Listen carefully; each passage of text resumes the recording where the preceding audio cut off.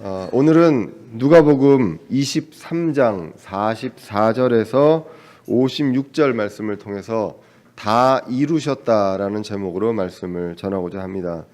예수님께서는 이 땅에 오실 때 처음부터 마지막까지 구약의 예언의 말씀대로 계획대로 모든 것들을 한치의 오차 없이 이루셨습니다. 계획대로 왕국의 복음을 이스라엘 민족에게 전했습니다. 그래서 회개하라, 하늘의 왕국이 가까이 왔다라는 내용으로 구원의 복음, 은혜의 복음이 아니라 왕국의 복음을 특정한 대상인 이스라엘 민족에게 전하셨던 그 계획을 이루셨습니다. 유대인들의 그 달력은 우리와 다릅니다. 출애굽할 때 그때 6월절을 지내면서 그때를 1월로 바꾸게 됩니다. 그렇기 때문에 우리와의 달력과 시간 체계는 많이 이제 다릅니다. 유대인의 달력으로 1월 10일 종려주일입니다. 그때 예수님은 계획대로 예루살렘에 입성하게 됩니다. 그리고 이제 어린 양을 예비하게 되는 이 종려주일에 어린 양을 6월절 어린 양을 예비하게 되고요. 보통 이제 그 절기 때 한 3일간 그 어린 양을 그 양에 흠이 있는지 없는지를 점검하는 시간을 갖게 됩니다. 그 기간처럼 예수님이 예루살렘에 입성해서 6월절 이전까지 예수님에 대한 검증이 이루어지게 됩니다. 서기관들과 제사장들과 그 많은 논쟁과 그런 어떤 시간들을 통해서 흠 없으신, 죄 없으신 그 예수님의 모습을 분명하게 보여주게 됩니다.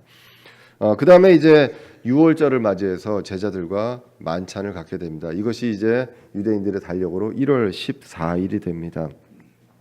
우리가 이 모습을 이제 누가복음을 통해서 많이 이제 보게 되었습니다. 이때 마귀의 계획이 있었습니다. 가룟 유다를 통해서 이루어지는 그 마귀의 계획이 있었고요. 그 계획은 그들은 이것을 통해서 무엇을 이룰 수 있을 것이라 생각했지만 그 마귀의 계획을 통해서 하나님의 그 놀라우신 그 큰 계획을 이루시는 것을 우리가 말씀을 통해서 보게 됩니다. 그래서 이제 세상에서 정말로 가장 억울한 재판을 그 단시간에 받게 되고 빌라도를 포함해서 모든 사람들이 예수님의 무죄를 알매도 불구하고 유죄로 판정하는 그러한 웃지 못할 사건들이 일어나게 됩니다. 그리고 우리가 지난 시간에 봤습니다. 십자가를 지고 가는 모습을 통해서 예수님이 아닌 구레네 시몬이 십자가를 지고 갑니다. 예수님이 십자가에 달리시는 것은 예수님을 위해서가 아니라 우리를 위해서이기 때문에 우리가 짊어지고 우리가 가야 할 그 십자가를 구레네 시몬이 지고 가는 그러한 모습을 우리가 보게 되었습니다. 참 그 당시에 십자가를 지고 가고 십자가에 달릴 때 사람으로서 누구에게 이야기를 하고 다른 사람을 위해서 얘기하는 것은 굉장히 어려운 상황입니다. 그런데 그때 그 울부짖는 여인들을 위해서 이야기를 하고 그리고 마리아 그 육신의 어머니인 마리아와 요한을 위해서 말씀을 하고 또 조롱하는 자들을 위해서 용서를 구하는 기도를 합니다. 그리고 옆에 있는 강도에게 그 고백을 하는 그 강도에게 구원에 대한 선포를 하는 이 모든 놀라운 내용들을 십자가에서 예수님께서 하시는 그러한 내용들을 보게 됩니다. 그리고 이제 오늘 그 모든 부활을 예수님의 부활을 제외한 모든 사역을 마치시고 이제 십자가에서 달려 죽으시는 내용이 오늘 나오게 됩니다. 오늘 본문은요 마태복음 27장 45절에서 61절 그리고 마가복음 15장 33절에서 47절 요한복음 19장 25절에서 42절에 동일한 내용이 이제 서로 상호 보충돼서 나와 있게 됩니다. 오늘 그 형제님들도 이제 기도하시면서 그리고 그 많은 내용들을 그 많이들 얘기하시는 게 이제 연말이고 오늘 마지막 예배고 오늘 그 올 한 해를 잘 마무리해 주신 것에 대해서 감사하고 여러 가지 이야기들을 하게 됩니다. 저도 사실 이제 올 한 해를 이 말씀을 준비하면서 돌아보게 됐습니다. 계획한 건 아닌데 오늘 말씀이 사실 연말에 저희들에게도 꼭 필요한 말씀이 아닌가 싶습니다. 왜냐하면 예수님께서 십자가에서 말씀하신 게 마지막으로 말씀하신 게 다 이루셨다는 그 내용이기 때문입니다. 보통 이제 첫 새해 첫 주간에 이제 많이 계획을 세우죠. 우리 아이들도 요즘도 그런지 모르겠습니다. 동그란 원의 시간표 이렇게 해가지고 뭐 쉬는 시간, 뭐 공부하는 시간, 뭐 이렇게 해가지고 하는데 저는 그게 며칠을 항상 못 가더라고요. 네, 그거를 한 달 이상 하는 우리 학생들이 있으면 저보다 훨씬 나은 사람들입니다. 용기를 가지시기 바랍니다. 많은 계획들을 세우고요. 무엇을 할 것인가에 대해서 많이 생각을 하게 됩니다. 그런데 연말이 되면 보통 우리가 그것들을 많이 이루었는지 그리고 그 계획대로 진행되었는지를 다시 한번 돌아보게 됩니다. 여러분들은 많이 그런 것들을 계획을 세우고 그런 것들을 많이 이루시는지 모르겠는데요.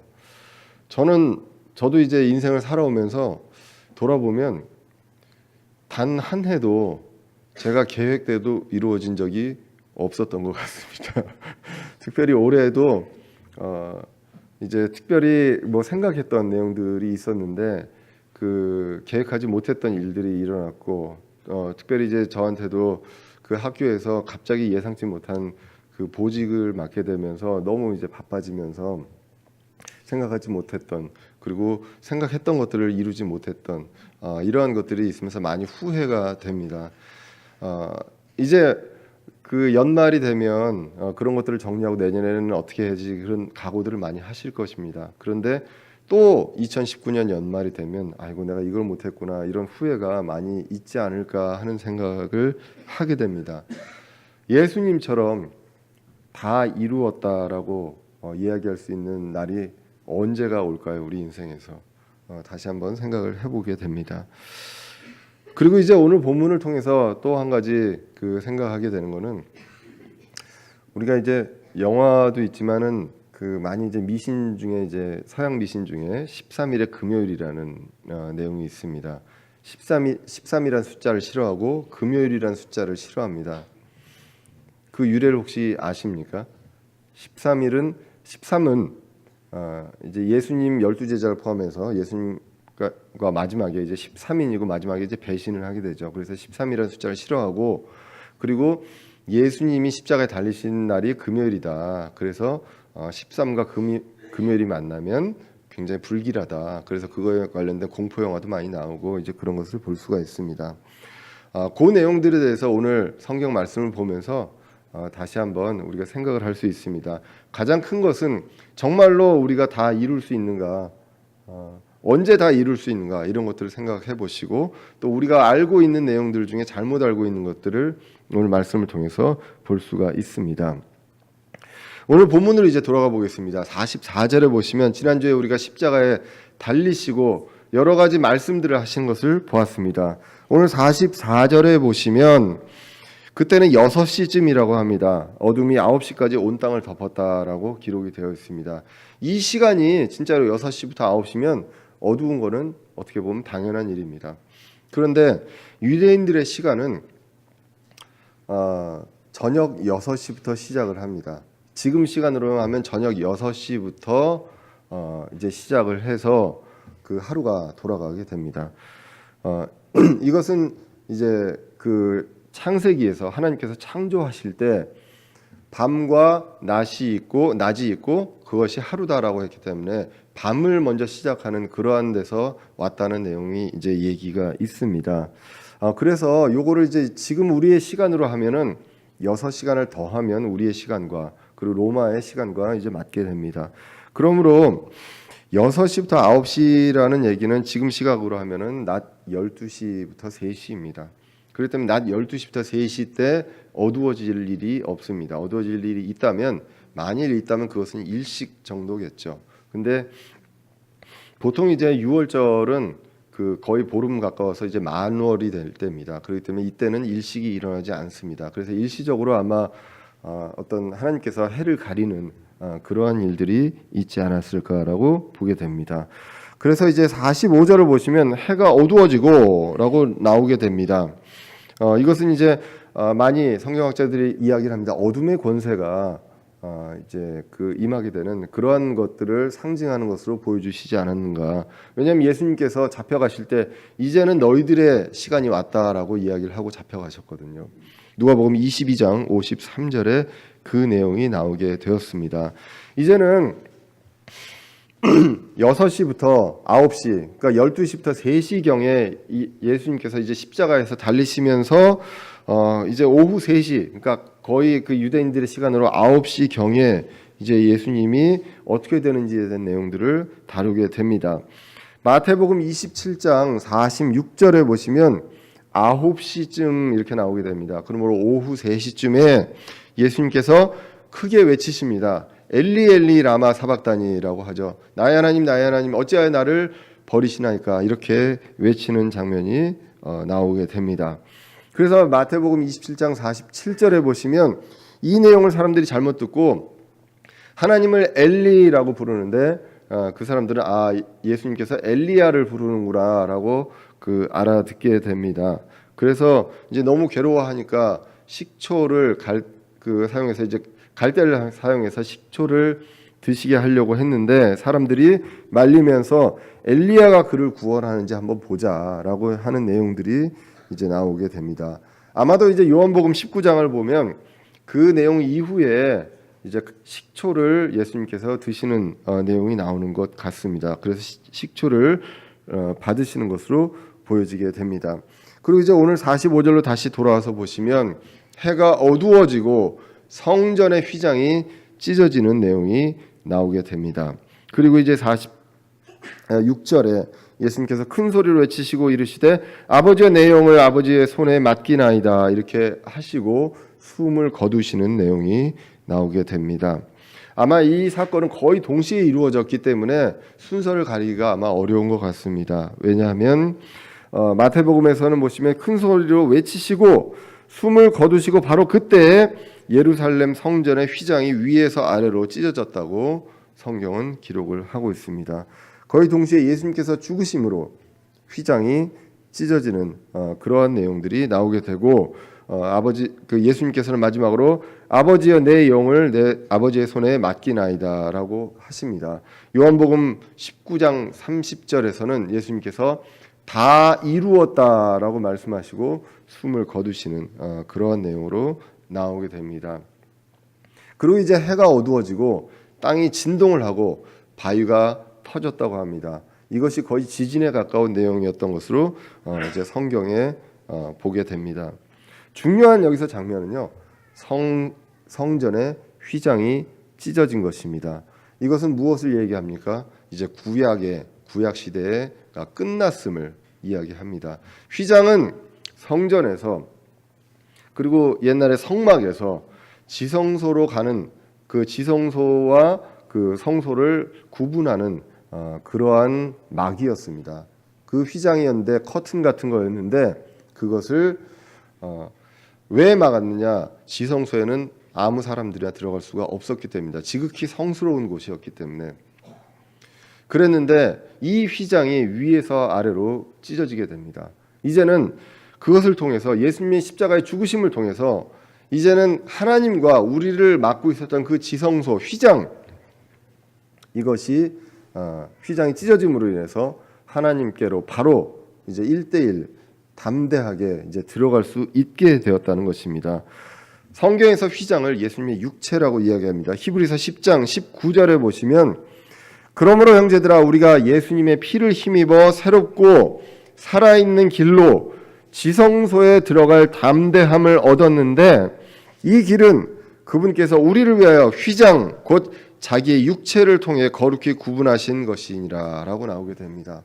그러므로 예수님이 십자가에서 모든 것을 다 이루셨기 때문에 이제는 휘장이 다 필요 없습니다.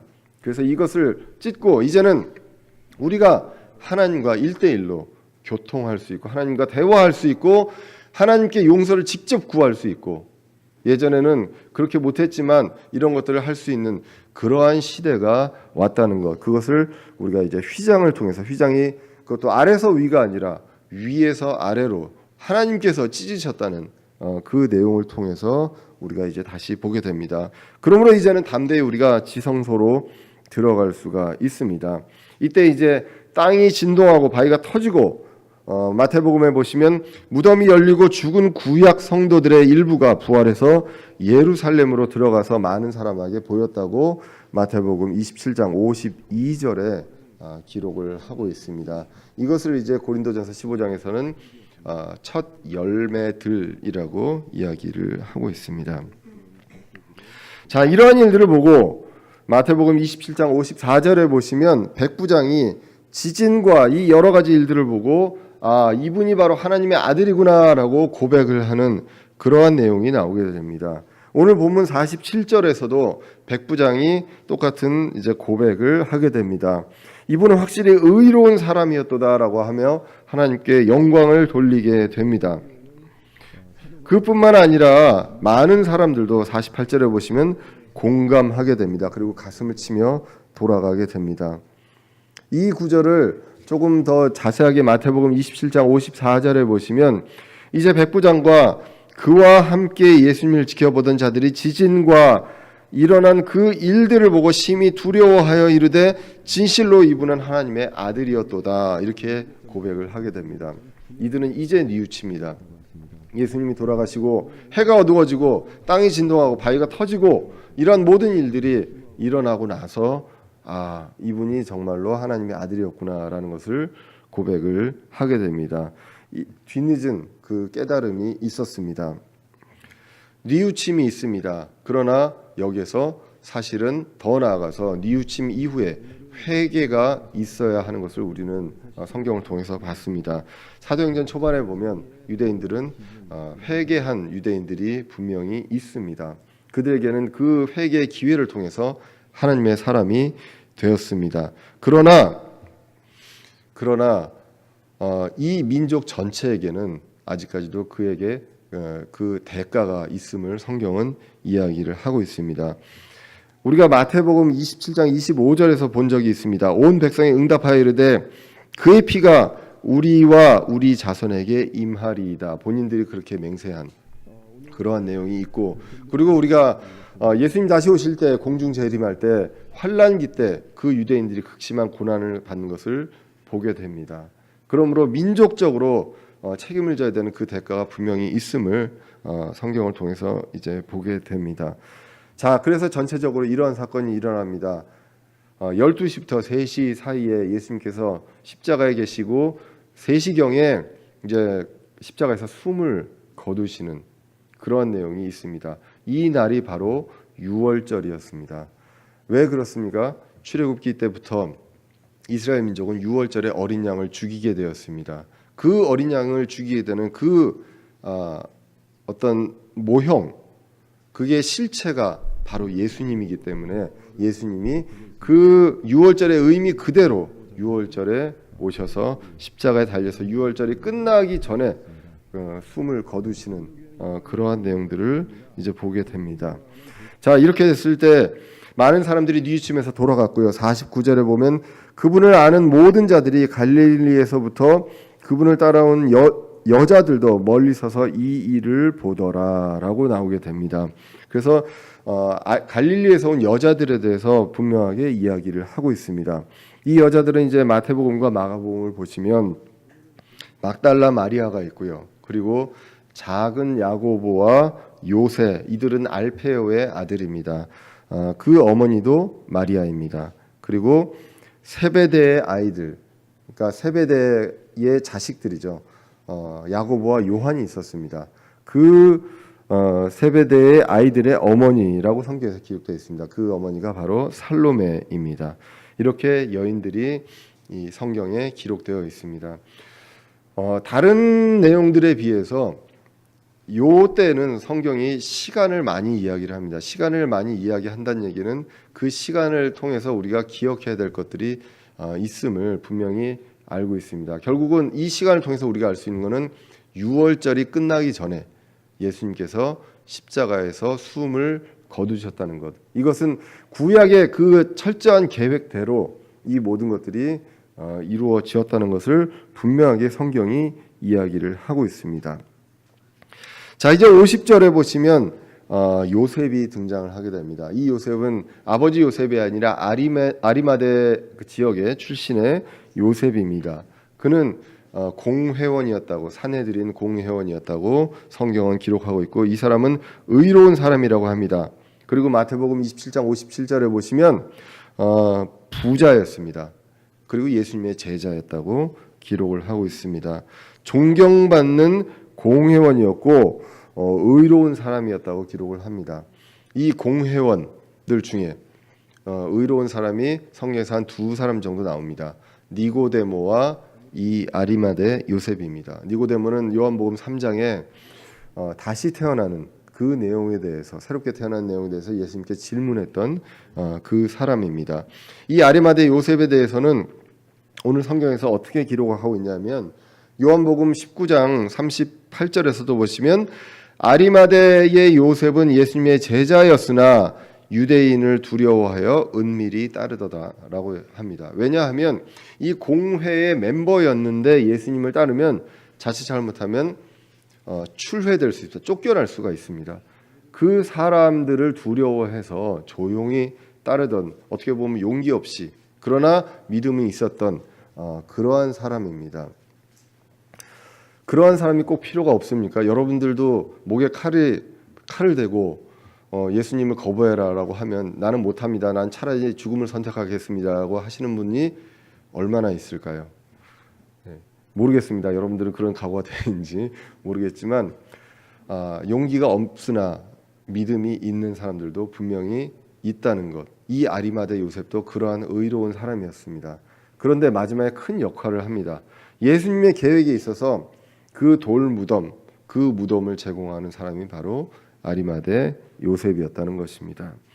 요한복음 12장 42절에서는 그럼에도 불구하고 우두머리 치리자들 가운데서 많은 사람들이 그분을 믿되 바리새인들로 인해 회당에서 쫓겨날까 염려하여 그분을 시인하지 못하였으니 라고 합니다. 그래서 공회에서도 이런 사람들이 치리자 중에도 많이 있었다는 것입니다. 그런데 이 중에 대표적으로 그 니고데모와 아리마대 요셉이 나오게 됩니다. 그런데 이제 이 요셉은 51절에 보시면 공회에서 많은 치리자들이 예수님을 정죄하고 유죄로 하려고 할 때에 요셉은 반대했던 사람으로 나와 있습니다. 그리고 하나님의 왕국을 기다리던 사람이었습니다. 인간적으로 용기는 좀 없을 수 있지만 그 믿음으로 예수님을 따르고 하나님의 왕국을 기다렸던 사람입니다. 그 사람이 이제는 역할을 하게 됩니다. 어떤 역할을 하느냐? 당시에 이제 유대인들의 공회에 치리자 역할을 했던 사람이기 때문에 당당하게 빌라도에게 가서 예수님의 몸을 달라라고 이야기를 하게 되는 장면이 52절에 나오게 됩니다. 그래서 이제 빌라도가 그 말을 받아들입니다.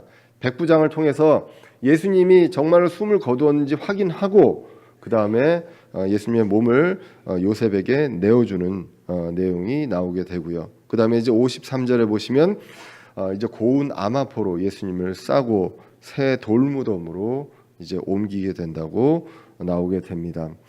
이 돌무덤의 그 위치는 요한복음 19장 41절에 보시면 골고다 언덕 근처로 나오게 됩니다. 그리고 준비된 그러한 무덤입니다. 이사야서 53장 9절에 보시면 이렇게 나옵니다. 또 그는 사악한 자들과 더불어 자기 무덤을 만들었으며 죽어서는 부자와 함께 하였으니 라고 나오게 됩니다.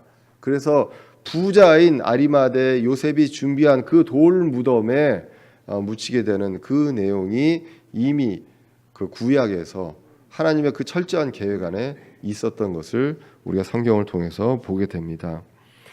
자, 그렇게 되고 이제 54절로 넘어가게 됩니다. 54절에 보시면 그날, 지금 이 날은 무슨 날입니까? 유월절입니다. 근데 유월절을 다른 말로 54절에 보면 예비일이라고 합니다. 그리고 안식일이 다가오더라, 이렇게 성경은 이야기를 하고 있습니다. 이 날짜에 대한 것들을 보시면요, 이제 유월절에 분명히 예수님은 숨을 거두셔야 합니다. 그것이 유월절의 의미였기 때문에 어린 양을 유월절에 바칠 때 그것은 나의 죄 때문에 어린 양을 대신 죽이고 피를 뿌리고 피를 문설주에 바르고 이런 내용들이 있었습니다.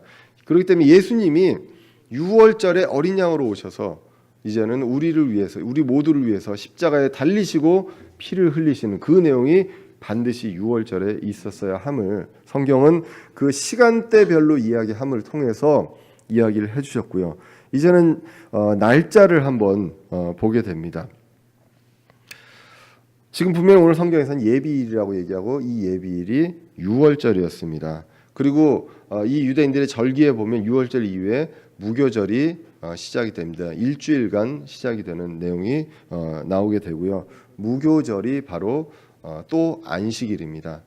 성경에서 안식일은 이제 무교절도 그 안식일이라고 하고요. 그리고 토요일 날도 안식일입니다. 토요일은 매주 있는 안식일이 됩니다. 성경은 특별히 이 무교절을 큰 안식일, 안식일 큰 날이라고 합니다.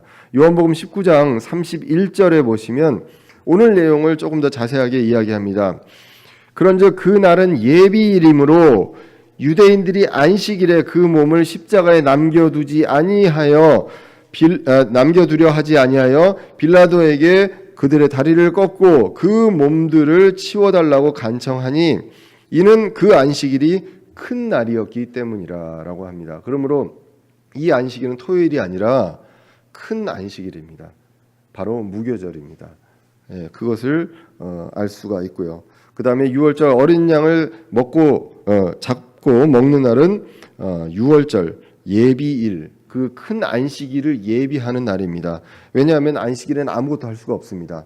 그런데 유대인의 절기에 보면 무교절에는 성대한 만찬을 보통 하게 됩니다. 그렇기 때문에 그것들을 그 전날 다 이제 준비를 하게 됩니다. 그래서 이 날을 예비일이다라고 성경에서 이제 이야기를 하고 있습니다. 그러므로 이제 유월절 의미대로 예수님은 십자가에서 피 흘려 죽으시고 그 십자가에서 옮겨진 것이 바로 유월절이 끝나기 3시간 전, 약 3시간 전 오후 3시에 이러한 일들이 이루어졌습니다. 안식일 전에 분명히 이루어져야 하는 내용들이 철저하게 시간도 정확하게 이 모든 것들이 이루어지게 됩니다. 이제는 3시간 정도가 있습니다. 유월절 예비일이. 그동안에 무엇을 해야 합니까? 그동안에 예수님의 몸을 내리고 그리고 돌 무덤으로 옮기는 그러한 내용이 6시 이전에 그 안식일이 무교절 큰 안식일이 시작되기 이전에 이 모든 일이 이루어져야 했습니다. 그래서 이 모든 것들이 이제 그 시간대에 이루어지는 것을 보게 됩니다. 그래서 오늘 55절에 보시면 갈릴리로부터 온 그분과 함께 온 여자들, 아까 얘기했던 그 여자들이 그 아리마대 요셉의 뒤를 따라가게 됩니다. 그래서 돌 무덤이 어디인지 그리고 어떻게 예수님을 모셨는지 이 내용에 대해서 보고 56절에 돌아가서 향품과 기름을 예비한 뒤에 명령에 따라 안식일에 안식하더라라고 합니다. 그러므로 이 모든 것들이 6월절 그 예비일 때 향품과 이런 것들을 모두 사놓게 됩니다. 왜냐하면 안식일에 살 수가 없기 때문입니다. 그래서 이 모든 것들이 이제 예수님 돌아가시고 그리고 6월절이 끝나기 이전에 기록되어 있는 일입니다. 마가복음 16장 1절에서도 이 내용이 나와 있습니다. 시간이 지난 후에 나와 있는데 안식일이 지났을 때 막달라 마리아와 야고보의 어머니 마리아와 또 살로메가 가서 그분의 기름을 바르려고 이미 향품을 사두었더라. 우리 흥정성에서는 그 전에 사두었던 이 내용을 누가복음 56장과 같이 같은 동일선상에서 동일한 내용으로 받아들일 수가 있습니다. 개역성경은 조금 애매하게 되어 있습니다. 마가복음 16장 1절이 안식일이 지남에 막달라 마리아와 야고보의 어머니 마리아와 또 살로메가 가서 예수께 바르기 위해 향품을 사다 두었다가 이렇게 나오는 것이 지난 후에 안식일이 지난 다음에 나온 것처럼 되기 때문에 이게 이 누가복음 23장 56절과 약간 상충되는 내용으로 이제 표현이 되는데 흠정성경에서는 이제 이미 사두었더라 이렇게 나오는 것으로 이제 동일한 내용으로 이제 볼 수가 있습니다. 이렇게 이제 예수님이 죽으시고 장사되십니다. 묻히셨습니다. 구약의 예언대로 부자의 무덤에서 묻히셨고 그 일을 아리마대 요셉이 용기가 없으나 믿음이 있었던 그 아리마대 요셉이 이것을 하게 됩니다. 고린도전서 15장 3절에 보시면 이 내용에 대해서 그 고린도전서 15장 3절에서는 성경대로라는 내용으로 이야기를 합니다. 내가 또 받은 것을 무엇보다 먼저 너희에게 전하였느니 그것은 곧 성경 기록대로 그리스도께서 우리의 죄들로 인하여 죽으시고 묻히시며라고 이제 나오게 되는 것을 보게 됩니다. 그래서 이 모든 것들이 성경 기록대로 이루어져 있게 돼 있고요. 모든 것들이 계획대로 이루어진 것을 성경을 보게 됩니다. 자, 그러면 제가 아까 다시 돌아가서 질문을 해봅니다. 이 예수님이 돌아가신 날이 금요일입니까? 라고 이제 묻게 되었는데요. 지금 이 내용을 쭉 그 말씀드렸기 때문에 자세히 잘 정리가 안 되실 분들이 많을 것 같습니다. 예수님 분명히 6월절에 돌아가셨습니다. 그리고 그 다음 날이 무교절 큰 안식일이 있습니다. 그리고 예수님이 부활하신 날은 일요일이죠. 일요일 아주 이른 새벽으로 우리가 알고 있습니다.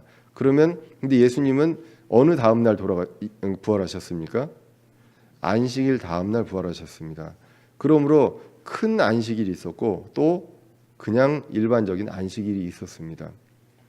그래서 이 안식일 토요일 다음에 일요일 날 부활하신 건 우리가 분명히 알죠. 그런데 이 안식일과 큰 안식일이 따로 있었음을 성경을 통해서 보게 됩니다. 자, 그리고 또 한 가지를 보면 예수님께서 성경에서 요나의 이야기를 하면서 이 땅의 심장부에 얼마나 계신다고 그랬습니까? 사흘 밤낮. 그래서 사흘 낮, 사흘 밤을 있겠다고 했습니다. 그렇기 때문에 그런 것들을 종합해 봤을 때 무교절 큰 안식일이 금요일이었음을 우리가 알게 됩니다. 그리고 그러면 예수님이 십자가에서 숨을 거두신 날은 목요일 오후 3시 정도로 우리가 유추할 수가 있습니다. 뭐 이거에 대해서 금요일이라는 설도 있고 수요일이라는 설도 있습니다. 그런데 이제 성경에서 얘기한 사흘밤, 사흘낮 이것과 모든 것들을 했을 때 목요일이 가장 맞지 않을까. 근데 중요한 거는 분명한 거는 금요일은 아닙니다. 그렇기 때문에 13이란 날짜와 금요일이 겹쳤다고 해서 여러분들 무서워할 필요는 전혀 없다는 것. 그것을 우리가 볼 필요가 있습니다. 자, 그래서 사실은 그 마태복음 12장 40절에 보시면 요나가 밤낮으로 사흘 동안 고래 뱃속에 있었던 것 같이 사람의 아들도 밤낮으로 사흘 동안 땅의 심장부에 있으리라라고 기록되어 있는 것이 우리는 보통 낮밤이라고 안 그러지 않습니까? 밤낮으로 이러죠. 성경에서는 사흘 밤 사흘 낮을 3 days and 3 nights라고 나옵니다. 그래서 사흘 낮, 사흘 밤으로 이제 나오게 됩니다. 그래서 이제 정리를 해보면 낮이 3번 있었고 밤이 3번 있었다는 것입니다. 예수님이 돌아가신 그 숨을 거두신 때가 바로 목요일 낮입니다. 그래서 목요일 낮, 금요일 낮, 토요일 낮 이렇게 있습니다. 그리고 밤은 목요일 밤, 금요일 밤, 토요일 밤이 있습니다. 이제 그렇게 해서 아마도 일요일 날 그 여인들이 날이 밝기 전에 왔거든요, 무덤으로. 그러니까 그 전에 이미 부활하셨던 것을 성경을 통해서 이제 보게 됩니다. 왜 이게 이렇게 중요하냐라고 뭐 얘기하실 수 있지만 중요하지 않습니다. 하지만 성경을 우리가 성경대로 말씀 그대로 이해하고 받아들이는 것은 굉장히 중요합니다. 그래서 그렇지 않을 때 여러 가지 왜곡이 발생하고 아까 말씀드린 13일의 금요일 이런 것들도 나오고요. 그리고 금요일 날을 그래서 우리가 금식을 많이 하게 되죠. 일반 교회에서. 왜 금요일 날 금식을 합니까? 하시려면 목요일 날 하시지요. 그런 것들 우리가 볼 필요가 있다는 것입니다. 우리가 갖고 있는 전통들이 결국은 성경에서 성경을 성경대로 믿지 않으면서 생기는 것들이 있기 때문에 그런 부분들은 좀 더 조심하고 말씀을 더 소중하게 우리가 받아들일 필요가 있다는 것입니다. 근데 분명한 것은 시간대별로 얘기한 이유가 있는 것이죠. 시간대별로 이야기한 것은 분명하게 예수님이 그 구약을 통해서 계획하신 그 바대로 모든 것들이 완벽하게 진행되었다는 것을 보여주시기 위해서 이 말씀들을 하셨다는 것입니다. 여러분들 말씀을 보면서 오늘 말씀 보면서 사실은 슬픈 내용이죠. 예수님이 정말 고통 속에서 이제 돌아가신 내용입니다. 어떤 느낌이 드는지 모르겠습니다. 정말 억울하기도 하고요, 화나기도 하고 슬프기도 하고 감정적으로 감정이 앞서는 그러한 상황이 될 수도 있습니다. 그런데 이러한 극한 상황에서도 하나님과 예수님은 냉정하게 모든 일을 계획대로 이루셨다는 것, 그것을 우리는 더 깊이 생각을 해볼 필요가 있습니다. 한치의 오차도 없이 모든 것들을 그 날짜, 그 시간대로 이루셨다는 것을 보게 됩니다. 그래서 이것을 모두 계획하고 다 이루었다고 말씀하시고 숨을 거두신 것, 우리의 죄를 위해서 죄가 되시고 그리고 진노의 잔을 마시고 십자가에서 그 대가를 치르신 것을 보게 됩니다. 오늘 말씀을 통해서 다시 한번 우리가 기억해야 될 것이 있습니다. 이스라엘 민족을 통해서 오랫동안 가르쳐 주셨던 유월절과 무교절의 의미를 기억하게 하시고 이것을 통해서 계획하셨던 것을 분명히 이루셨다는 것입니다. 고린도전서 5장 7절에 보시면 그러므로 너희는 누룩 없는 자들인즉 새 덩어리가 되기 위하여 묵은 누룩을 제거하라. 이것이 바로 무교절의 의미입니다. 우리의 유월절 어린 양 곧 그리스도께서 우리를 위하여 희생물이 되셨느니라. 이것이 바로 유월절의 의미입니다. 이것을 통해서 의미를 가르쳐 주시고 예수님의 계획을 그대로 보여주셨던 그것들을 분명하게 실현하셨다는 것입니다. 그리고 우리는 휘장을 기억합니다. 찢어진 성전에서 찢어진 휘장, 우리가 찢은 게 아니라 하나님께서 위에서부터 아래로 찢으신 그 휘장을 통해서 우리는 지성소로 담대히 들어갈 수가 있습니다. 값을 주시고 주님께서 사셨습니다. 값을 주시고 우리를 사셨다고 성경은 기록합니다.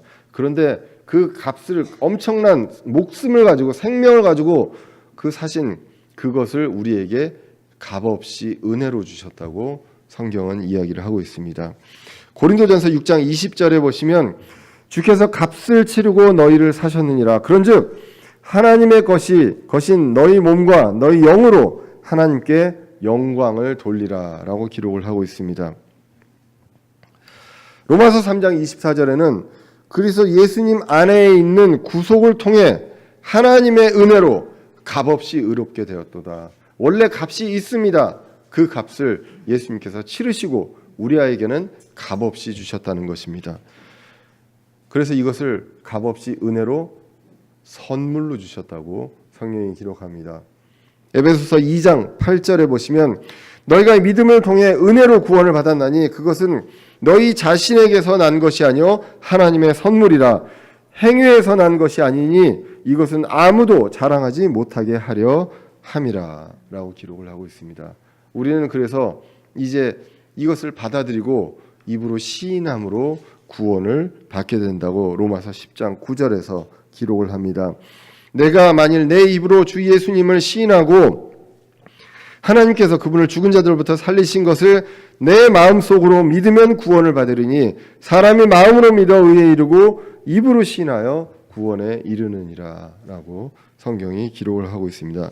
이를 위해서 하나님께서 오래전부터 계획을 세우신 그 계획 속에서 예수님께서 이 세상에서 가장 비참하게 그리고 가장 모욕적으로 돌아가신 그 내용을 오늘 보게 됩니다. 휘장을 통해서 이 모든 것들을 이루셨음을 우리가 보게 되었습니다. 이제 우리는 어떻게 됐습니까?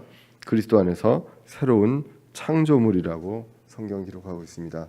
고린도후서 5장 17절에 그런즉 누구든지 그리스도 안에 있으면 그는 새로운 창조물이라. 옛 것들은 지나갔으니 보라 모든 것이 새롭게 되었도다라고 기록을 하고 있습니다. 한 해를 보낼 때마다 아까도 말씀드렸지만 우리는 생각을 하게 됩니다. 무엇을 했나, 무엇을 이루었나 라고 생각을 하게 됩니다. 못 이룬 것에 대해서 아쉬움이 많이 있습니다. 이룬 건 별로 없는데 시간은 너무 빨리 가고 나이가 들면서 시간의 속도는 더 빨라지고 이러한 것들을 이제 느끼게 됩니다. 그런데 예수님은 십자가에서 다 이루었다라고 말씀하시고 숨을 거두셨다는 것입니다.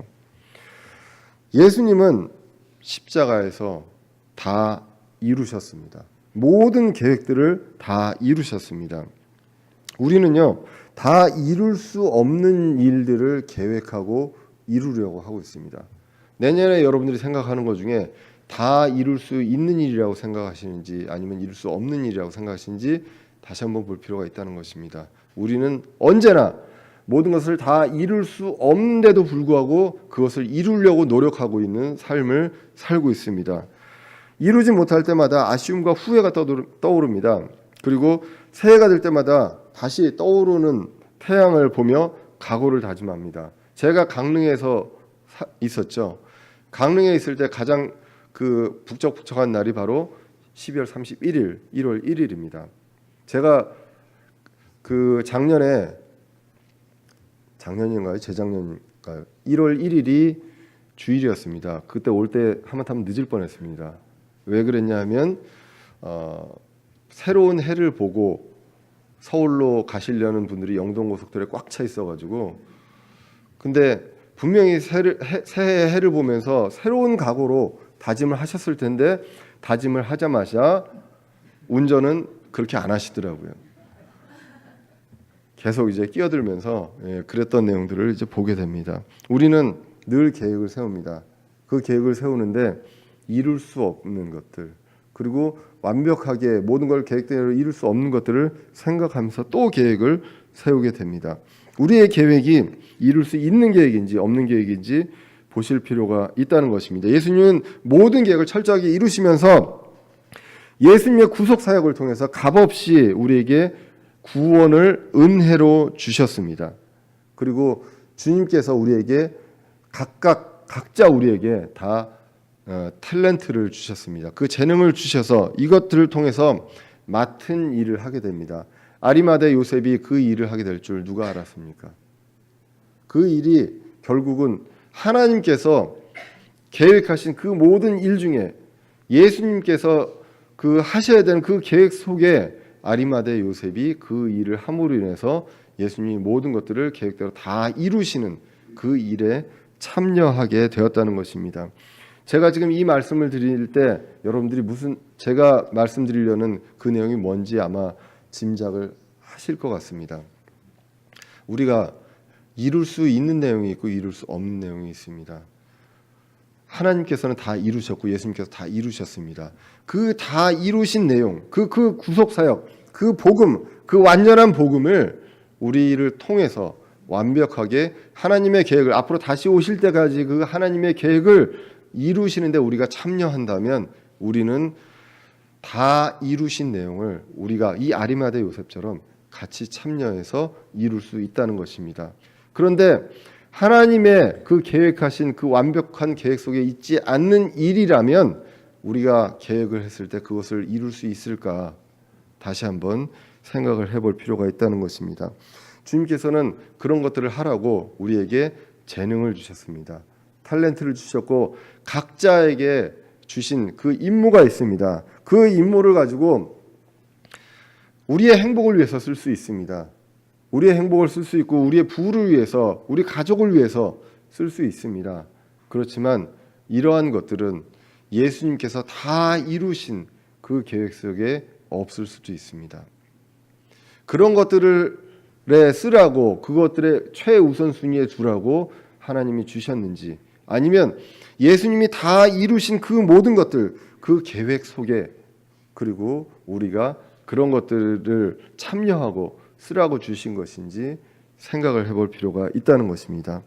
다시 한번 말씀드리지만 예수님은 모든 계획을, 정말 그 모든 감정과 고통과 이런 것들이 있음에도 불구하고 냉정하게 철저하게 모든 것들을 계획대로 이루셨습니다.